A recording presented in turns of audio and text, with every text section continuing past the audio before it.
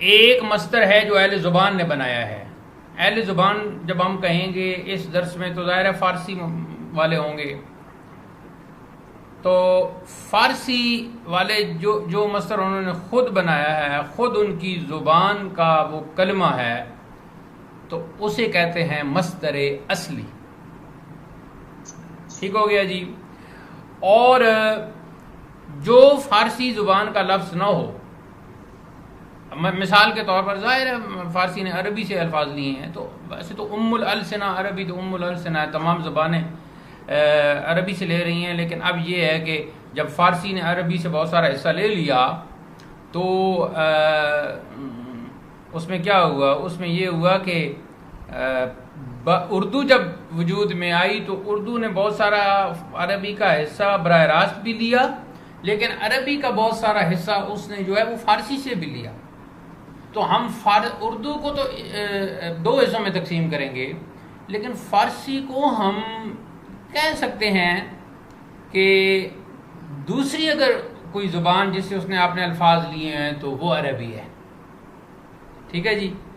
اب عربی سے اس نے الفاظ لے لیے، جیسا کہ اردو والے عربی سے الفاظ لیتے ہیں تو اس میں تغیر و تبدل آتا ہے، اس میں حرکت کا تغیر آتا ہے، اس میں جو ہے وہ ادائیگی کا اس میں یعنی کہ کوئی متحرک ہوتا ہے تو اس کو ساکن کر دیا جاتا ہے، اور کوئی ساکن ہوتا ہے تو اس کو متحرک کر دیا جاتا ہے، اور معنی کے اعتبار سے بھی وہ تغیر آتا ہے. تو ایسے ہی فارسی نے بھی عربی کے الفاظ لیے. اچھا، جہاں کوئی عربی کا ایسا لفظ تھا جو عربی کا مصدر تھا، وہ ان کو اپنے معنی کے لیے، ان کی زبان کے لیے، ان کے لہجوں کے لیے وہ انہیں آسان لگا، تو وہ مصدر لے کر انہوں نے اپنا جو انداز ہے دن اور تن کا وہ ساتھ لگا کے تو مصدر بنا لیا. تو یہ چونکہ اس کا ایک تن یا دن سے پہلے کا جو حصہ ہے یعنی جو مصدر ہے وہ عربی کا تھا، اس لیے پھر یہ اصلی نہ رہا، تو اس مصدر کو کہتے ہیں مصدر جعلی. جیسے جعلی پیروں کا آج کل بڑا تذکرہ ہے، تو یہ مصدر بھی جعلی نکل آئے.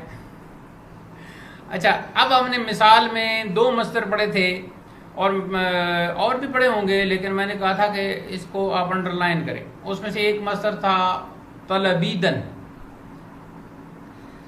تو طلبیدن میں کیا ہے کہ طلب جو ہے وہ عربی زبان کا مصدر ہے. ٹھیک ہے جی.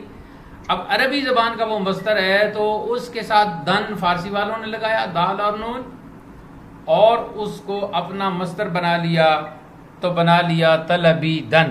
اب طلب کا معنی بھی تھا طلب کرنا اور بلانا، انہوں نے دن لگا کر بھی اس کا معنی وہی کیا، لیکن یہ مصدر اصلی نہیں بلکہ مصدر جعلی ہے.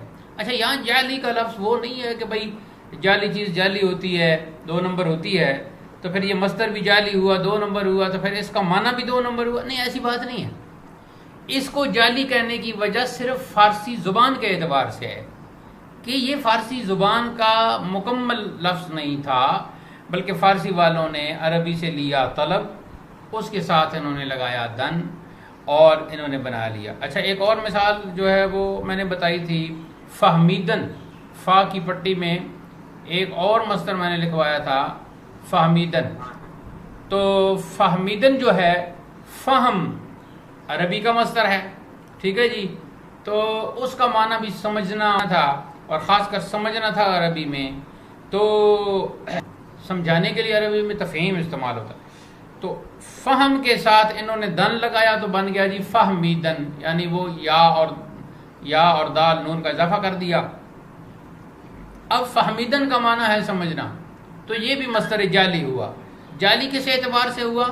معنی کے اعتبار سے نہیں، اپنی وضع، اپنی بناوٹ اور اپنی کریشن کی وجہ سے تو یہ جعلی ہو گیا کہ فہم جو ہے وہ عربی کا مصدر تھا، اس کو لے کر انہوں نے اس میں یا اور دال اور نون کا اضافہ کر دیا تو فہمیدن ہو گیا. اب یہ 2 قسمیں ہو گئی جی، مصدر اصلی اور مصدر جعلی. مصدر اصلی یہی ہے کہ جو اہل زبان کا اپنا مصدر ہے، اور مصدر جعلی جو ہے وہ عموماً عربی کا مصدر لے کر اس کے ساتھ حسب موقع دن یا تن ہے. اب ایک اور مثال اس کی ہے جی